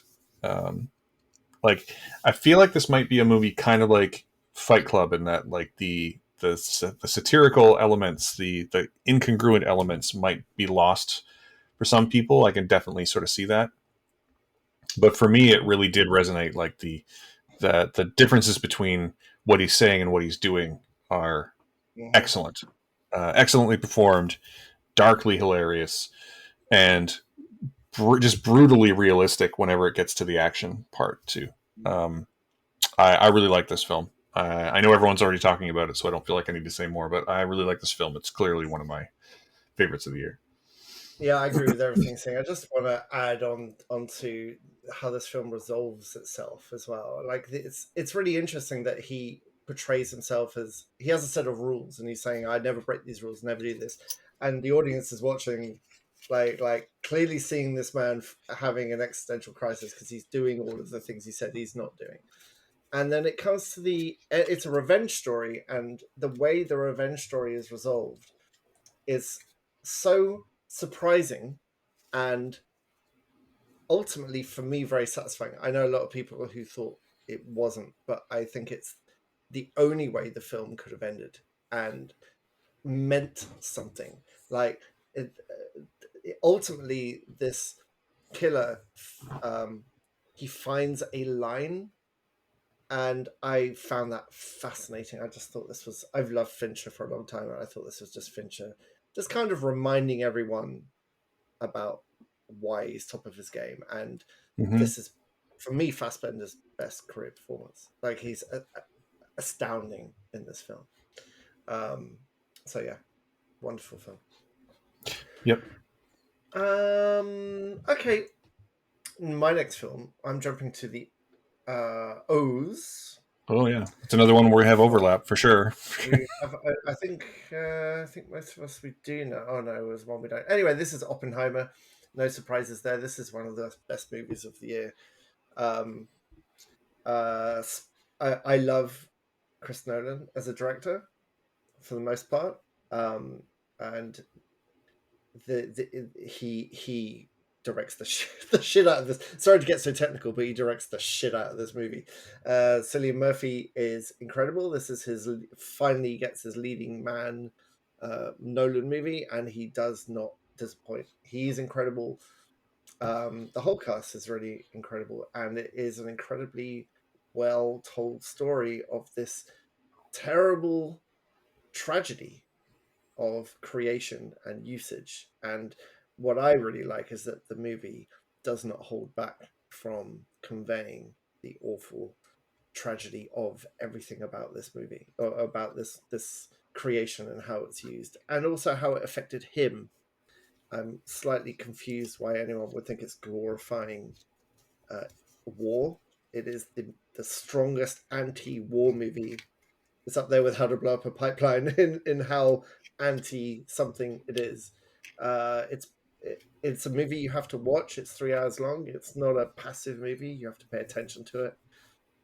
The test is incredible. How the test was filmed. The use of silence in this film really surprised me, and it's unbelievably effective, and it's heartbreaking, and it's funny, and it found a good ending. It found a good way to circle back to a lot of its points at the ending. It's definitely a film of three parts. You've got to hunker down for the long haul. Out of all the movies on my list, I'm not sure it's one I would actively watch again in a hurry because it is a commitment. And a lot of my movies, I have a short amount of time to watch something that gives me like certain escapism. Like I'm going to watch something lighter if I get the chance. But this is definitely the kind of film, if you give yourself the opportunity to watch it from beginning to end, then you'll be rewarded with easily one of the best movies ever made, I think, in a technical fashion and from a performance fashion as well. And I think what I would hope is that it's reflected when it comes to awards season, which is a terrible term. I mean, I think it will be. This was very nearly my top film of the year. Um, Mm-hmm. we definitely, obviously, have overlap. I have seen it multiple times now. It's the only film I've seen. It's the film I've rewatched the most on my list, even though Really, and does it? it is the longest. I saw it twice in cinemas, and I've seen it once at home. Oh Um, wow, does it improve with rewatching? Do you see more? yes, I will say that it definitely improves the rewatching. You pick up a lot more nuance in each of the Mm-hmm. performances. You pick up um, a lot more detail in the, especially in the sections where they're building the bomb. There's a lot more detail of stuff going on, but the main thing you pick up is a lot more nuance in the performances, especially in that of uh, Cillian Murphy, um, Silly.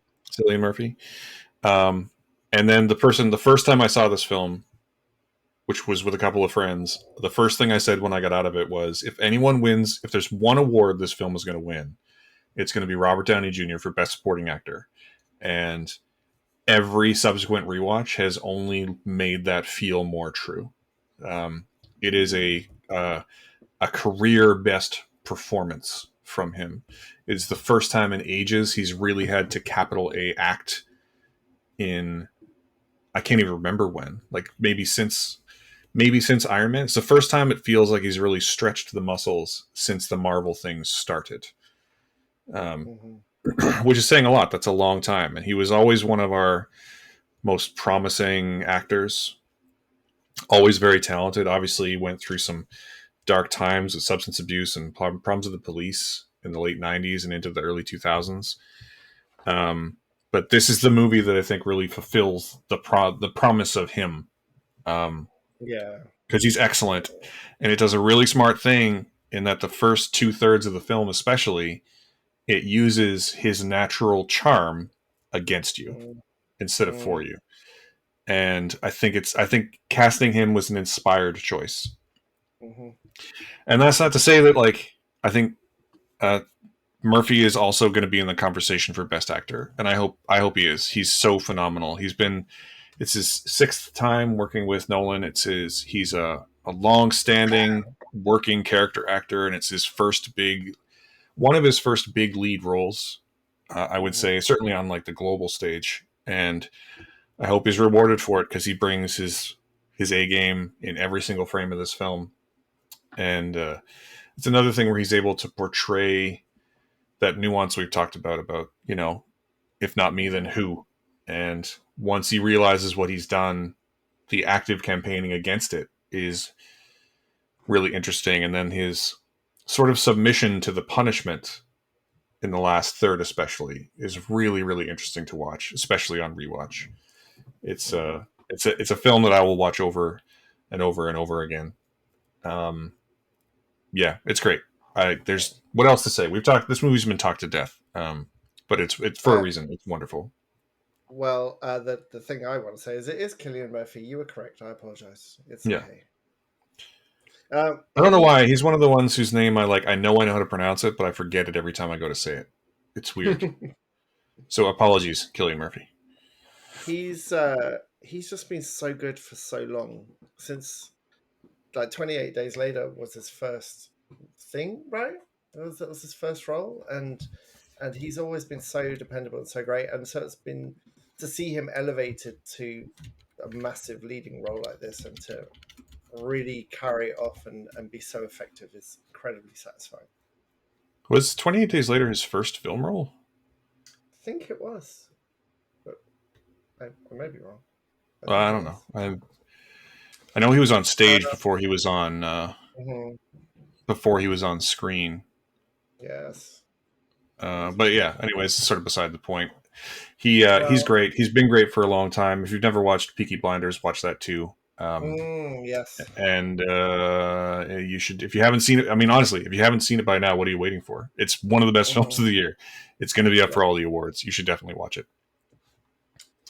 Let's move on to my next film then. Oh no, I didn't. Oh, so it's your next movie. Sorry. Oh, so this is another one where we have overlap. I'm jumping all Mhm. the way to R, and that is with the Japanese film River, directed by Junta Yamaguchi. This is the same team that brought us Beyond the Infinite 2 Minutes a couple years ago. It is another time loop movie, and I almost don't want to tell you anything about it because it is so sweet and wonderful and delightful and heartwarming and just like satisfying. The key setup this time is that this hotel is caught in a time loop, and at the end of every loop, everyone resets to their initial positions, but remembers everything from the prior loop. So it takes them a loop or two to sort of like figure out what's going on, and then the rest of the film is them working through why and how they're stuck in this loop. Mhm. It does a couple of really, I think, ingenious things in that they clearly filmed this over a length of time, and like the weather changes and they just don't pay attention to it.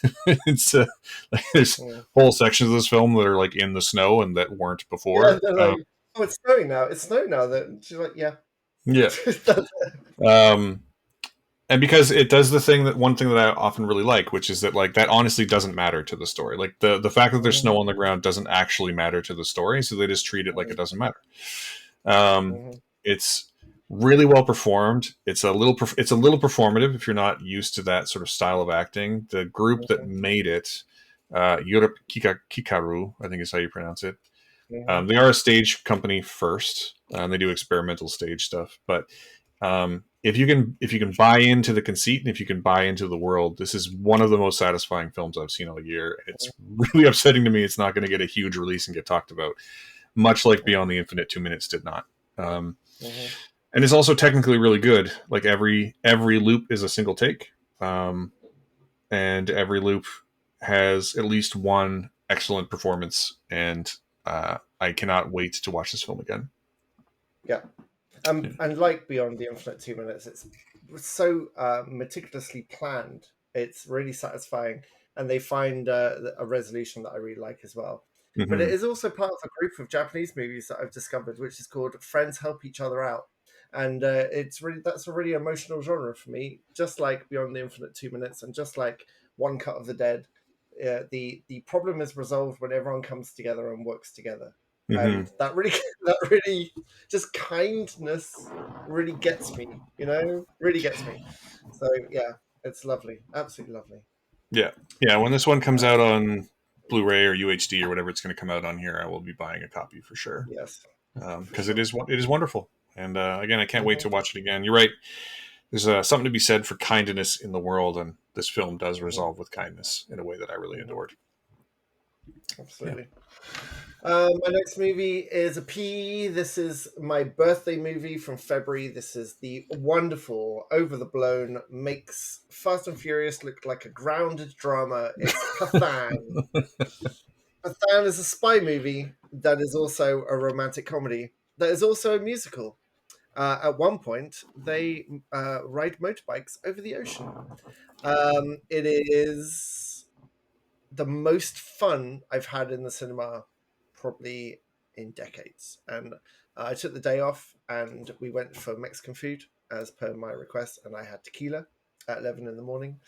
And then I was either going to see Ant-Man Quantumania or Pathan, and I almost went for Ant-Man, and in the end I was like, no, I can see Ant-Man anytime. Let's go and see this overblown Indian action movie. And it was us and one other guy in International Village, with me and my wife watching this film, just laughing for 2 hours, beginning to end. Absolutely, it's so over the top. The top isn't even visible anymore. It exists somewhere higher than the top, and where you can't see the top of whatever it is anymore. And it doesn't stop. It takes its cues from Triple X3, which is the best Triple X. It also shares one of the actors as well, and then just keeps going in that direction. And it wants to make you happy. It wants to give you pure escapism. And holy shit, is it successful! I It's mean, funny as well.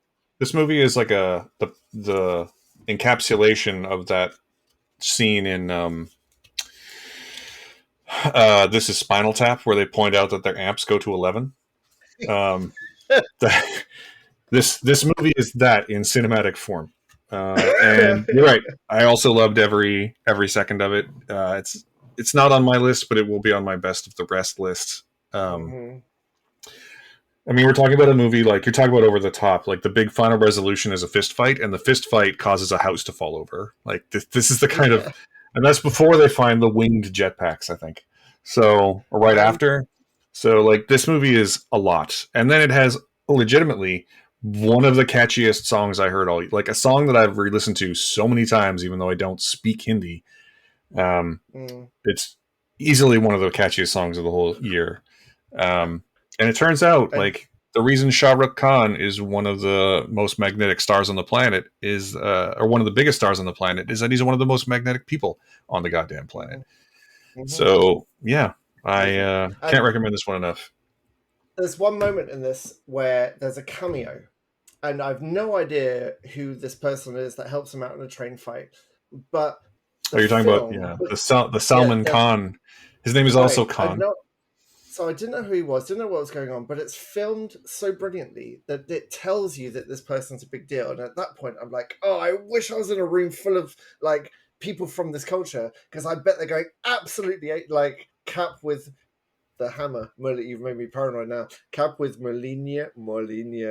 That level of crazy when this guy like lifts the train roof off with the scarf and then drops through, and it's like bah, bah, bah, and everything paused for the applause. My God, what a film! Yep. And that train fight Yeah. is legitimately one of the best fight scenes of the Yeah. year. Yeah. Yeah. Yeah. For Um, sure. like there was a lot of good fight scenes this year, but that train fight was one of the best. Yeah. In a year where we got a John Wick, that train Yes. fight was one of Yeah. the best fight Yeah. scenes of the year. For sure. And yeah, like I don't know if you've seen them yet, but you should definitely look up the Tiger films that Salman Khan stars in because Mhm, they are. mhm, I don't know if they're good, but they're ridiculous in the same way that I think you might enjoy. mhm, mhm. I So will. yeah. Okay, what's your next? So now we're jumping to another one in the R's, which I believe we have overlap on. Yep, we do, and that is the film we both saw as part of the Vancouver International Film Festival. This is Kitty Green's The Royal Hotel, which is Mhm, a horror movie, a thriller horror movie about two young women who go and become bartenders at a tiny bar in the outback in a tiny town surrounded by mines and miners. And it is one of the most effective films of the year because it knows well enough to take these two young women and then have a bunch of men around them just be men. Um, and like I can already hear the people coming back to be like, well, not all men, but yeah, that's true, not all men, but all of these men. And someone who grew up in a small town, like I can tell you for a fact, I know all of these men. And mhm. uh, it turns out that Hugo Weaving is a really good actor. It turns out that Julia Garner has, who is brilliant in Ozark, is definitely deserving of all the awards she won for that. Is can transfer that to any role she wants. And Jessica Henwick is also. I don't want to say she slept on because she's been in a lot of big stuff, but I feel like this one is really Yeah, going to hammer home how good of a performer she is in more difficult, with more challenging material. Um, yeah. but yeah, I mean, I don't want to tell you too much more about it. It'll if you watch this and don't come away being like eh, reevaluating ideas about toxic masculinity, I don't know how to help you. It's Mhm. just It's um, the genius. The genius part of this film is that it is a pressurized bottle being shaken for an hour and a half, and yeah, it is a knot in the stomach, and it would be very very easy for this to be like Alex Garland's Men, where there is a man who is clearly a psychopath stalking them, and so it becomes like a horror. But instead, it's a horror, but it's just dudes being dudes yeah, in the most realistic way possible, and it builds and it builds and builds. And when the cork comes off, when like we talk about moments from the year, Julia Gardner's scream in this movie is one of the best moments of the year because the cork comes out and that pressure that's been building through brilliant editing and brilliant script work and brilliant performance. And yeah, Jessica Henwick is one of my favorite actors working. I think she's incredible. yeah, And it's a horrifying movie because it doesn't have an axe murderer, it doesn't have a stalker, it doesn't have a singular threat. It's just men in isolation, and yep, it's incredible film. yep. Right down to like, there's one character who clearly is a psychopath. But there's also just the guy who like sits at the bar and thinks he's Mm-hmm. a nice he He's a nice guy. he's yeah he's tries to be a nice guy and thinks he deserves their attention as a result, and he might actually be the scariest of all of them at the end Mm, of the day yeah, because he's the one that I think probably most people might see themselves in. um, but yeah, it's a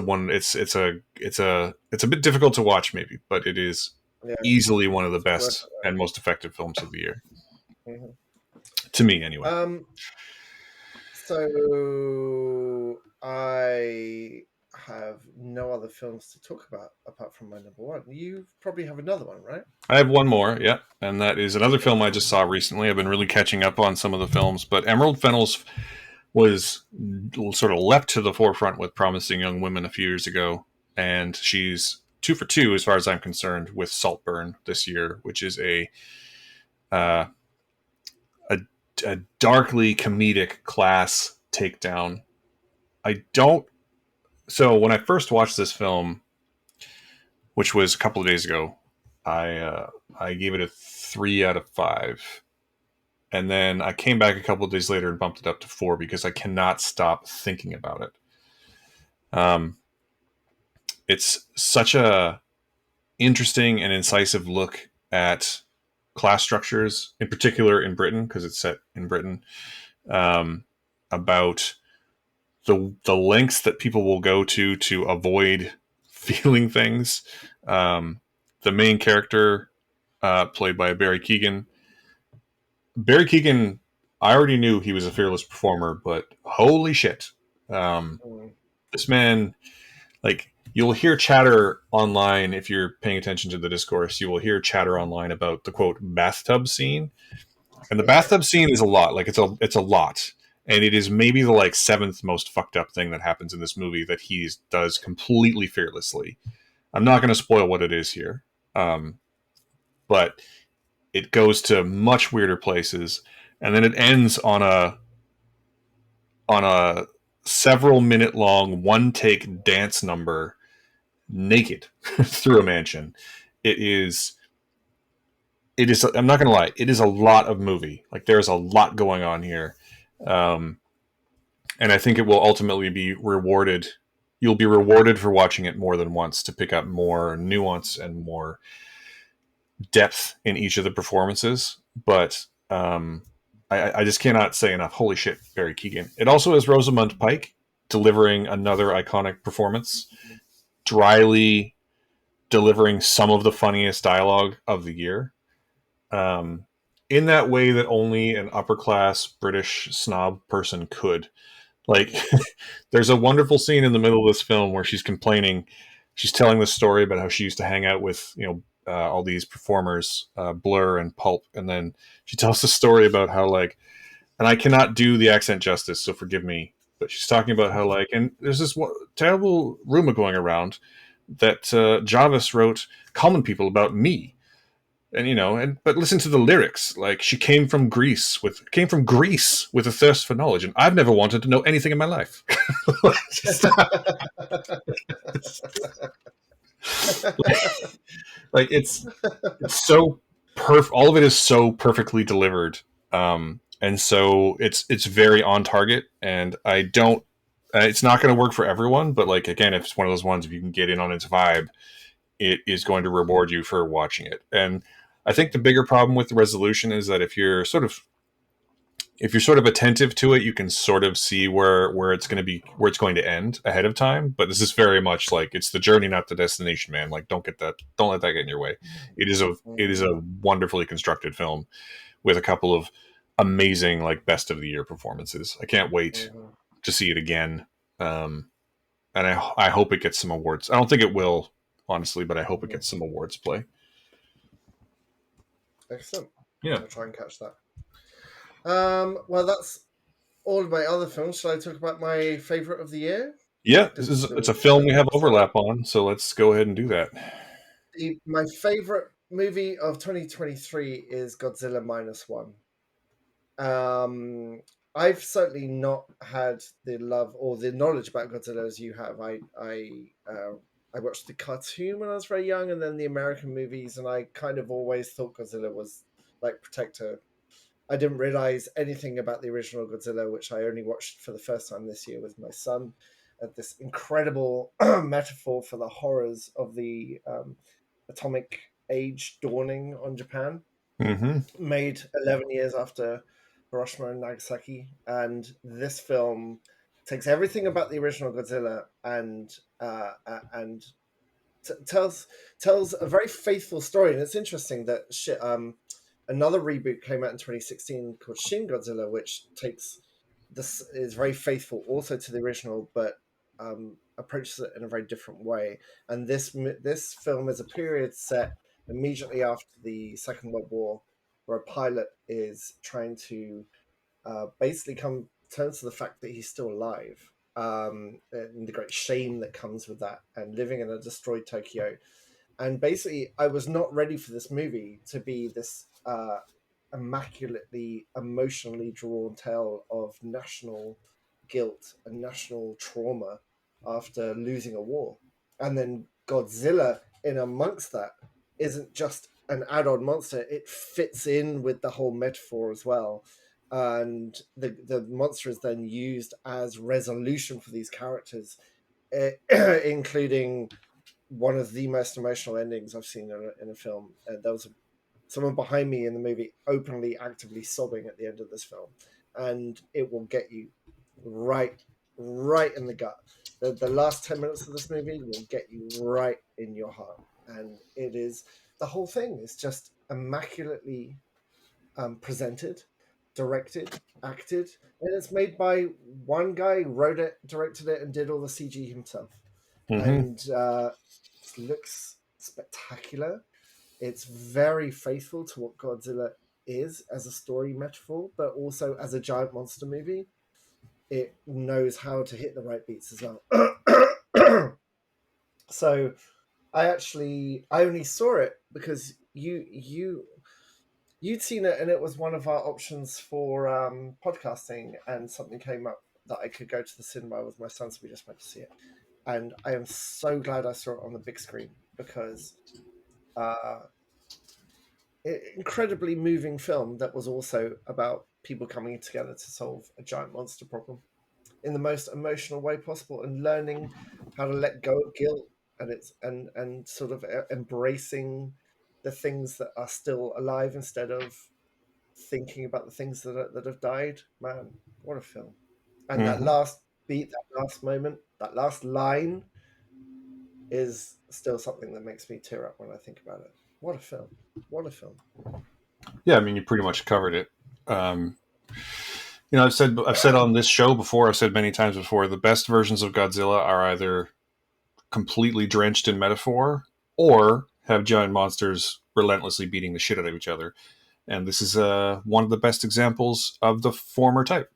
Um, Mm-hmm. the way it weaves Godzilla into the story and into the main character's sort of guilt um, is masterful, and the way that it also like openly criticizes the Japan and the Japanese government is, I said before that How to Blow Up a Pipeline was the most overtly political film I've seen all year, and it definitely is. But this one also takes a moment to look directly at the camera and say the Japanese government does not care about us. We have to deal with this on our own. So Yeah.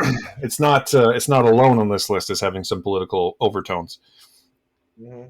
Um, but the way the whole community comes together, the way it resolves, you're like the last line. There's also a scene right before the last scene that I found very, very, very emotional, which I don't want to spoil. Um, and I also just can't imagine what it must be like. I don't have any personal cultural context, but I can't imagine what it must be like for someone, if anyone's still alive, who was a pilot in 1945 to 1950, like what it must be like to see the Shinden fighter on screen. Um, Mm-hmm. it's a historically the plane they used to resolve it is a real plane that never got past the prototype stage, but was meant to be like the next great Japanese innovation. And it must be something else to see it on screen. The way this movie weaves in and out of its own culture is incredible, and Mm-hmm. I think for me personally, I think that the original Godzilla will always be the best one, but this is a pretty easy number two in a franchise that is 70 years old and almost 40 films deep. It's pretty incredible. It's a pretty incredible comeback. Not comeback, but it's pretty incredible that they've managed to do it again so completely. Mm-hmm. And I cannot wait to see it again. $15 million as well for something that looks that incredible. The CG is amazing. It is Yeah, this like is. in the world. Yeah, it's definitely one that like I will say that there's definitely some things you'll notice. Like it definitely things you'll notice that make it seem like, oh yeah, maybe that's why it only cost $15 million. But this, along with the creator, they're films that will be like, we're definitely going to learn the wrong lessons from them. But one of the lessons should be we can do this for less money, right? Mm-hmm. If we do it with care and if we do it the right way, we can do it for less Yeah, money. yeah. Um, and yeah, I hope I don't have any faith they're going to learn that lesson, but I hope that they do. Not at all. Yeah, absolutely. Yep. So, So so, what is your favorite film of the year? that just leaves one more. That is the masterwork from Celine Song that is Past Lives. This is a movie that came out in the summer. Um, Greta Lee stars in this film as uh, Nora. She is a woman who was a child in Korea who moved to Canada and then later to New York to attend school. And when she was a young child living in Korea, she had a close friendship with Hae-sung, who, uh, the kind of relationship where, they're 10 or 12 and you're like, oh, those two they might be a thing for life. But then she moves away. And during her time at school, when she's an adult at university, they reconnect and they video chat for a while, and then that goes away. And she meets a man played by John Magaro, who I think is a really underrated performer. He keeps showing up in indie stuff and just crushing it. But then she marries him, and then several years later, Hae-sung comes to New York where they live. She's working as a playwright. He's an author.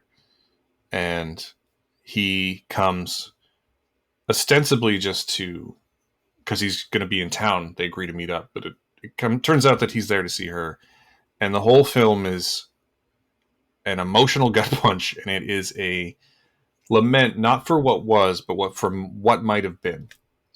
And I think anyone who's had someone in their life that what might have been, this film will be emotionally devastating. And I mean, it left both me and my wife in tears, like sobbing in tears, as it came to a conclusion. And I don't really want to tell you anything else about it, but it's another one, kind of like All of Us Strangers, in that it is so gentle with its subject, so wonderfully kind and emotional with the characters that it's dealing with. There's another scene. It's interesting how many of my favorite scenes this year are just two people talking to one another.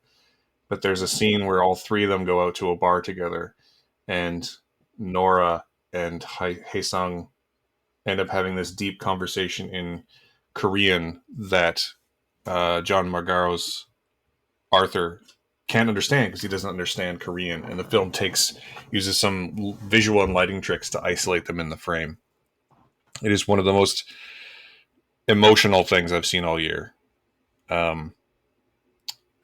I am getting a little emotional just thinking about it right now, to be totally honest. It is far and away the most affecting thing I saw this year. Far and away the most lovingly performed thing I saw this year. And I cannot recommend it enough. I think, Simon, it might destroy you if you watch it. And I think you should. Yeah. I think you're right on both counts, though. Yeah. I need to see it. It's easily my favorite thing of the year. And this is a great year for film. Like, there's a lot of great movies this year. This movie has been number one on my list since about 2 seconds after it finished when I saw it the first time. It's also one that I have not really been able to bring myself to revisit because I had such an emotional reaction to it the first time. Oh no! It's And La La Land all over again, isn't it?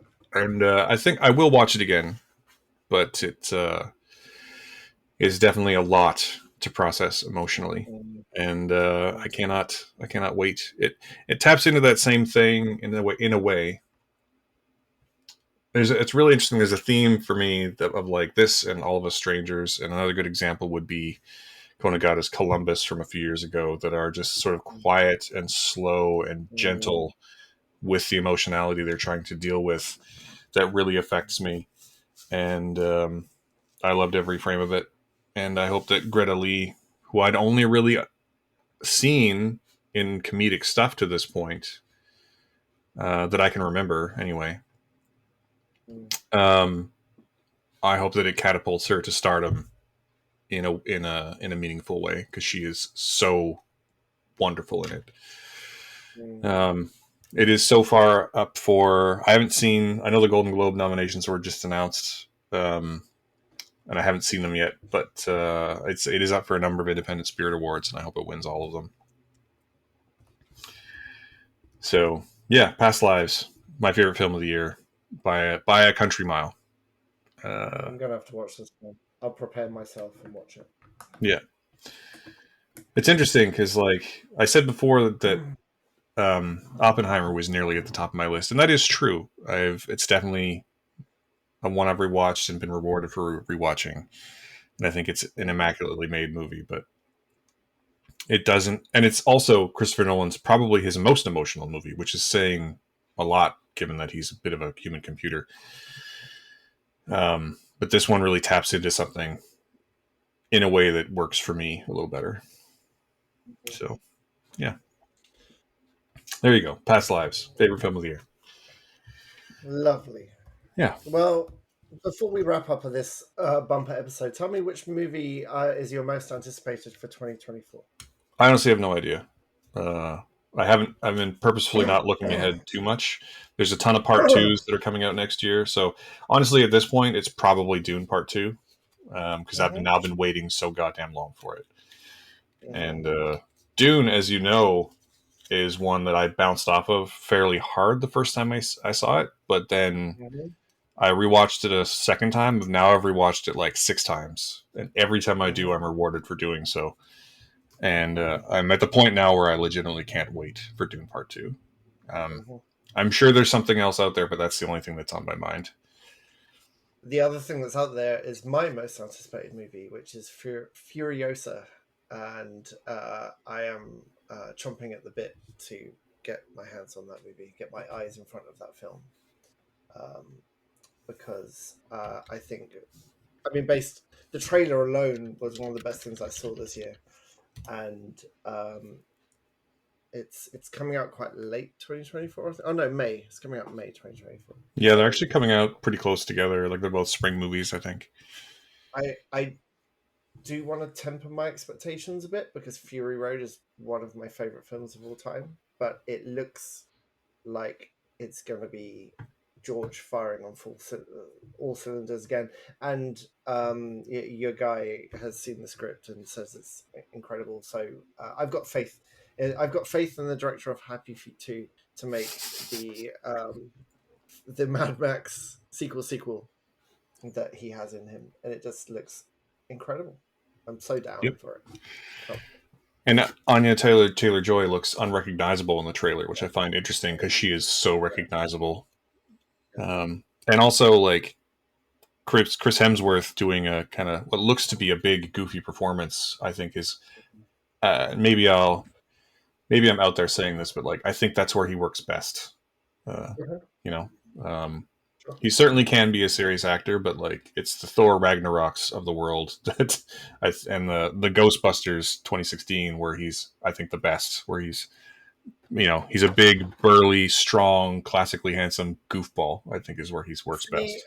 that's fine. I'm like, I just want him to keep making extraction movies. I mean, you can do that too. That's They're the not closest. they're not mutually exclusive. I just think that in terms of like actual in terms of acting, I think he's best when he's a bit goofy. Mhm, Yeah. mhm, it's true. Well, should we wrap up there? That is coming up to 2 hours. So thank you so much for listening. I hope you watch all of our films and love them. And we would love to hear your favorite movie too. So how can they do that? Twitter, probably. Yeah. So if you want to connect with us and tell us your favorite films of the year, we would love to hear it. You can find the show on most major platforms at Awesome Friday CA. You can find me on most major platforms at Matthew AF. Simon is not on the social medias, so the actual best way to get in touch with us would be to hit up one of our homepages. The show is at awesomefriday.ca. Simon is temporarypen.com, and I am stretched.ca. The site awesomefriday.ca does have a contact form, but again, like hit us up on the socials, shoot us an email, tell us your favorite films of the year, tell us what you thought.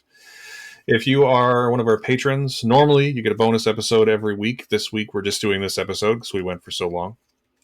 But you can comment on the Patreon, on the patron site, which is patreon.com/MC Simpson. Mostly because I'm too lazy to change it.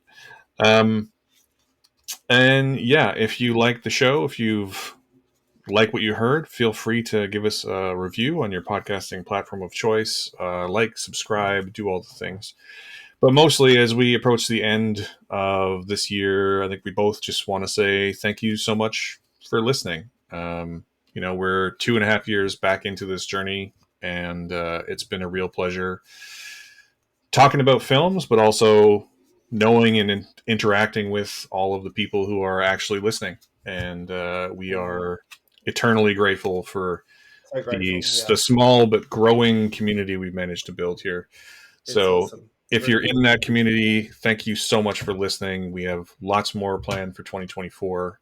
And yeah, that's pretty much it. We hope you have a safe and happy new year. We hope all your loved ones are safe and happy. And yeah, that's pretty much it. Simon, anything you want to shout out before we No, wrap it up entirely? nope, you covered everything. Happy New Year. We love you. We See you love you. next year. So, and as per usual, we're here in Vancouver. We're on the unceded and ancestral territories of the Musqueam, Tsleil-Waututh, and Squamish nations. And thank you for joining us on this awesome Friday in this awesome 2023. Bye.